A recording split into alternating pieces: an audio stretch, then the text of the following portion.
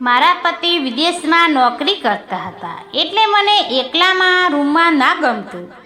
એટલે હું મારી નણંદના રૂમમાં જ રોજ સૂતી હતી અને પતિની બહાર હોવાના કારણે હવે મારાથી રહેવાતું પણ ન હતું. પછી એક દિવસ એક છોકરો અમારા ઘરે ભાડે રહેવા આવ્યો હતો.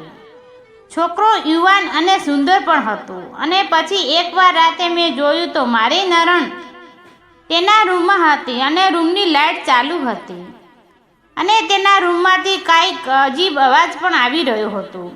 એટલે હું તેના રૂમ પાસે ગઈ અને દરવાજામાંથી જોવાનો ટ્રાય કર્યો તો અંદર મને દેખાયું કે જોઈ મારા હોશ ઉડી ગયા અને આ બધું જોઈ મારાથી પણ ન રહેવાયું. એટલે હું પણ જલ્દીથી રૂમની અંદર તેની પાસે ગઈ. પછી મેં છોકરાને સવાર સુધી અને મારી નણંદને, નમસ્કાર મિત્રો, મારું નામ લલિતા છે અને હું ગુજરાતમાં એક શહેરથી છું અને મારી એક નાની એવી ફેમિલી છે જેમાં હું, મારી નણંદ અને મારા પતિ અને મારા સાસુ સસરા છે. મારા મેરેજને 5 મહિના થયા છે અને મારા પતિ વિદેશમાં નોકરી કરે છે અને 5 કે 6 મહિના એકવાર ઘરે આવતા હતા. મિત્રો, અમારું ઘર ખૂબ જ મોટું હવેલી જેવું છે જેમાં 3-4 રૂમ તો ખાલી પડ્યા જ રહેતા હતા અને ફાલતુ સામાન રાખીએ છીએ અને તે બધા રૂમ અમારા પણ આમ કંઈક કામના ન હોય. અને મારા પતિ વિદેશમાં રહેતા હોવાથી હું વધારે તો મારી નણંદ સાથે રહું છું અને અમે સાથે એક રૂમમાં જ છીએ અને મારા સાસુ સસરા તેમના રૂમમાં સૂતા હોય છે. તેમના રૂમમાં મારા રૂમની બાજુમાં જ હતો અને મારા સાસુ સસરાની ઉંમર લગભગ 50 વર્ષની આસપાસ હશે. બંને હજુ પણ જુવાન દેખાતા હતા. એક વખત રાતે હું બાથરૂમમાં જવા માટે ઉઠી ત્યારે 1 વાગે હવે મારી નણંદ સૂઈ ગઈ હતી. હું રૂમની બહાર નીકળી અને મારા સાસુ સસરાના રૂમમાંથી અવાજ આવતો સંભળાયો. એટલે હું રૂમનો દરવાજા પાસે જઈ અને ધ્યાનથી સાંભળવાનો ટ્રાય કર્યો. દરવાજામાં એક થોડીક જગ્યા હતી. ત્યાં મેં અંદર જોવાની કોશિશ કરી અને જોયું કે મારા સસરા મારી સાસુને સરકારી સ્ટાઇલમાં કબડ્ડી રમાડી રહ્યા હતા. આ બધું જોઈ મને પણ અજીબ ટાઈપનું મહેસૂસ થવા લાગ્યું અને ત્યારે મને પણ અહેસાસ થયો કે કોઈ પણ મહિલાએ તેના પતિ વગર કેવું થતું હોય છે અને ગમે તે મહિલા હોય તે રાતે તો અહેસાસ થાય છે અને તેના પતિનું તેની પાસે હોવું કેટલું જરૂરી છે. અને પછી હું બાથરૂમમાં જતી રહી અને થોડી વાર પછી જ્યારે હું પાછી તેના રૂમ પાસેથી નીકળી તો જોયું તો રૂમની લાઇટ તો હજુ પણ ચાલુ હતી. હું મારા રૂમમાં જતી રહી અને વિચારવા લાગી કે મારા સસરા આટલી ઉંમરે પણ આટલી તાકાત છે, કેમ કે તેઓ જેટલી ઉંમરના લોકો સરખા ચાલી પણ નથી શકતા, પણ મારા સસરા તો જમાવટથી રમતા હતા. પછી સવારનો નાસ્તો કરી અમે બધા બેઠા હતા ત્યારે અમારા ઘરની ડોરબેલ વાગી. એટલે મારી નણંદ દરવાજો ખોલ્યો અને અમારી સામે બાજુવાળા ભાભી એક 24 વર્ષના છોકરાને લઈને આવી હતી. તે બોલી કે આ છોકરો આ શહેરમાં કોલેજ કરે છે અને બાજુના એક ગામડાનો છે, તો તેને રહેવા માટે એક રૂમ ભાડાથી રાખવી છે અને તમારે આમ પણ કેટલા બધા રૂમ છે, તો એક રૂમ આ છોકરાને ભાડે આપી લો, તમારું પણ સારું થશે. અને મારી સાસુએ કીધું કે રૂમ તો 3 ખાલી પડ્યા છે, પણ ત્યાં પિંજરરૂમી સામાન પણ પડ્યું છે. તો બાજુવાળી આવી બોલી અને કંઈ વાંધો નહીં, હું રૂમનો એક છોકરાને બોલાવી દઉં છું અને તમને પસંદ આવે તો ભાડે રૂમ આપવાની વાત કરી. એટલે મારા સાસુએ કહ્યું કંઈ વાંધો નહીં, બતાવી દઉં. એટલે તે બાજુવાળા છોકરાને અંદર લઈ અને ચાલ્યા અને રૂમ જોવા લાગ્યા. ત્યારે મેં પણ મારી સાસુને કીધું કે મમ્મી, આ કોણ છે? મેં કહ્યું તે રૂમ જોવા માંગતી હતી. તો સાસુએ કીધું કે આ છોકરો રૂમ ભાડે રાખવાનો છે, શહેરમાં કોલેજ કરે છે એટલે ઘર જોવા આવ્યો છે. એટલે તરત જ મેં તે છોકરાને સામે જોયું અને તે ખૂબ જ સુંદર અને સ્માર્ટ પણ હતો અને તે મને એક ધારી નજરી જોઈ રહ્યો હતો, કેમ કે હું દેખાવમાં 1 નંબર હતી. ગમે તે મને એકવાર જોઈ લે તો વિચારતો જ રહી જાય, આને મને મેળ આવી જાય તો સારું. એટલે મેં સાસુને કીધું, કોઈ વાંધો નથી, એક રૂમ આપી દો, આમ પણ આપને તો વધારાના જ છે, તો ભાડું તો આવશે. એટલે મારા સાસુ પણ માની ગયા અને તે છોકરો અમારા ઘરે એક રૂમમાં રહેવા લાગ્યો અને અમારા ઘરે બાથરૂમ એક જ હતું.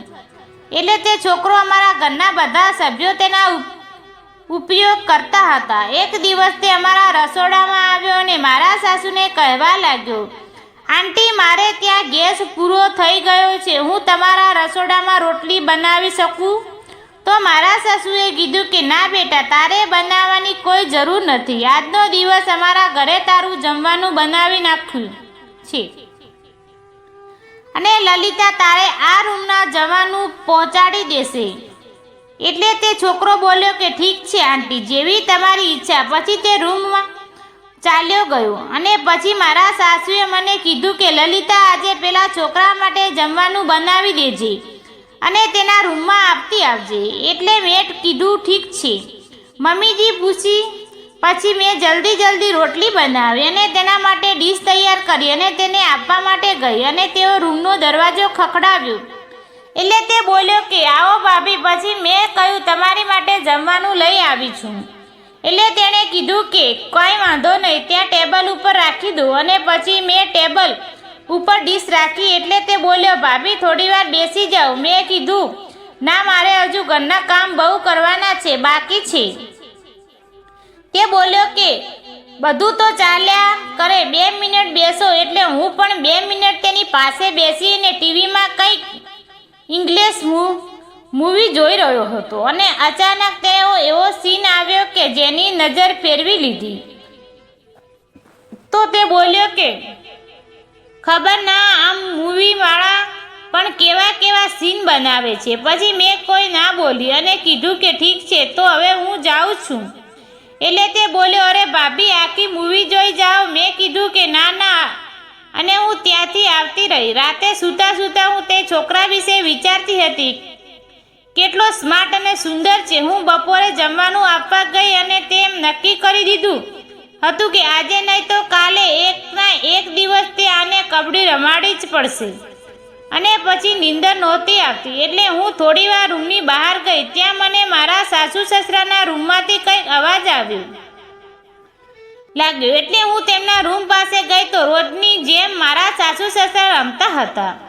પછી હું ત્યાંથી જતી રહીને પછી મારા રૂમ પર જઈ રહી હતી. જોયું કે પેલો છોકરાના રૂમની લાઇટ ચાલુ હતી અને ત્યારે રાતના 1 વાગ્યો હતો. એટલે મને વિચારવા લાગ્યો કે આટલી મોડી રાતે કેમ તેના રૂમની લાઇટ ચાલુ છે. હું ત્યાં જોવા માટે ગઈ. જોયું તો નવનીત તેના મોબાઈલમાં મૂવી જોઈ રહ્યો હતો અને ફોનમાં અવાજ પણ તેણે વધારે રાખ્યો હતો. મેં કહ્યું કે નવનીત, તે તો ફોનમાં અવાજ પણ તરત જ ધીમો કરી દીધો અને કીધું કે આવો લલિતા ભાભી. એટલે મેં પૂછ્યું કે તમારા રૂમની લાઇટ કેમ ચાલુ છે અને હજી સુધી તમે સૂતા નથી? તો તે બોલ્યા, ભાભી, મને નીંદર નથી આવતી, એટલે માં મૂવી જોઈ રહ્યો છું. લલિતા ભાભી, તમે કેમ હજી જાગો છો? એટલે મેં કીધું, મને પણ નીંદર નથી આવતી, એટલે જોવા આવી કે તમારા રૂમની લાઇટ કેમ ચાલુ છે. તો તે બોલ્યો, આવો ભાભી, આપણે બંને મૂવી જોઈએ. એટલે હું તેમની પાસે જઈને બેસી ગઈ. પછી મારી નજર તેમના ફોન સ્ક્રીન ઉપર પડી અને હું પણ મૂવી જોવા લાગી. પણ આ વાત પહેલાં નવનીતને ખબર ન હતી કે હું છુપાઈ તેના ફોનની સ્ક્રીન પર જોઉં છું. એટલે તે મને પૂછ્યું કે ભાભી, તમારે મૂવી જોવી છે? તો મેં કીધું, ના, મારે નથી જોવી. અને હું મારા ફોનમાં ત્યાં બેસી અને ગેમ રમવા લાગી. તો નવનીતને ફોન ઉપર હાથ રાખી દીધો અને પછી હું તેમને મૂવી જોવા લાગી. અમે બંને તેમના ફોનમાં એકસાથે મૂવી જોવા લાગ્યા અને તે મૂવી કેવી હતી તે તો મારે તમને શું કહેવું. અમે બંને ધીરે ચાલુ કરવા આંખોમાં ફેરવા લાગ્યા. તેની મને ખબર ન પડી. ત્યારે ખબર પડી, હું કંઈ બોલી ન શકી કેમ કે હું પણ મારા કાબુ ગુમાવી રહી હતી. તે ઊભો થયો અને મને કીધું કે તમે બેસો, હું પાણી પીને હમણાં જ આવું છું. એમ કહીને તે રૂમનો દરવાજો અંદરથી બંધ કરતો આવ્યો. પછી તેને એવી જ મોજ કરાવી કે જેની મને કેટલાય ટાઈમ ટાઈમથી હું રાહ જોઈ રહી હતી અને આમ પણ સાસુ સસરાને જોઈ અને મારાથી રહેવાતું ન હતું. પછી હું બધું કામ પૂરું કરી અને અમે તેને કીધું કે ભાભી હવે તમે જલ્દી તમારા રૂમમાં જતા રહો, કેમ કે હવે સવાર પડવા આવી છે. કોઈ જોઈ જશે તો પ્રોબ્લેમ થશે. આજે તો ખુશ જ મજા આવી ગઈ. પછી હું છુપાઈને રૂમની બહાર જોઈ લીધું કે કોઈ જાગતું તો નથી, એટલે ત્યાં કોઈ ન હતું. એટલે પછી હું મારા રૂમને જઈ અને સૂઈ ગઈ અને થાકી પણ એવી હતી કે કોઈ દિવસ આવી થાકી ન હતી અને એવી નીંદર આવી ગઈ. તો આ રોજનું થઈ ગયું. રોજ બધા સૂઈ જાય એટલે હું ત્યાં નવનીત પાસે જતી અને સવારે બધા ઉઠે તે પહેલાં આવી જતી અને રોજ મારા સાસુ સસરા કબડ્ડી રમતા હોય અને મને જોવા મળતો અને અવાજ પણ સાંભળતો અને આ બધું જોઈ મને પણ આનંદ આવ્યો. પછી એકવાર રાતે હું નવનીતના રૂમમાંથી આવતી હતી. જ્યારે હું રૂમમાં ગઈ તો મારી નણંદ પણ ન હતી અને હું મારી જગ્યાએ સૂવા ગઈ તો મને દેખાયું કે મારી નણંદ તેના રૂમના દરવાજાની પાછળ ઊભી હતી. એટલે મેં પૂછ્યું કે કિંજલ શું થયું? તો તે મારી પાસે આવીને બોલી કે ભાભી આજે મેં કાંઈક જોયું લીધું. એટલે મેં પૂછ્યું કે શું જોયું? તે બોલી ભાભી મેં તમને પહેલાં નવનીત સાથે તેમના રૂમમાં જોઈ લીધા. તમે ત્યાં શું કરવા ગયા હતા?